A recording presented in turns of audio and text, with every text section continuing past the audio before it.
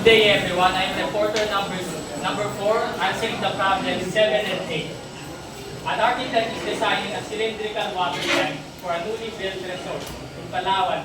The tank has a radius of 5 meters and a height of 12 meters. What is the maximum water the tank can hold? To solve the problem, we will use the solution V is equal to pi r squared times 8. We substitute with the given of 5 meters for the R, 5 meters, for the H is 12 meters. Pi squared is 25 meters, and 25 meters times 12 is 300 meters cubed. So that would equal V is equals to 305 meters cubed. Now for problem number 8, a canning factory in Bulacan is producing a cylindrical cans of sardines. Each can has a diameter of 8 centimeters and a height of 11 centimeters. What is the volume of a single can?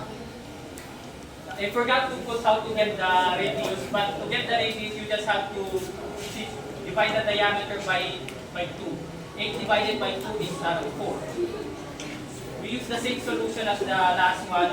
V is equal to pi r squared times 8. Now we substitute for the r, which would be 4 centimeters squared times 11 centimeters squared.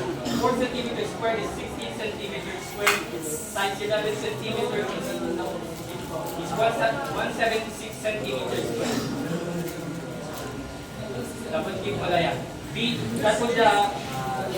answer would be V is equal to 176 pi centimeters cubed. That is all. Thank you.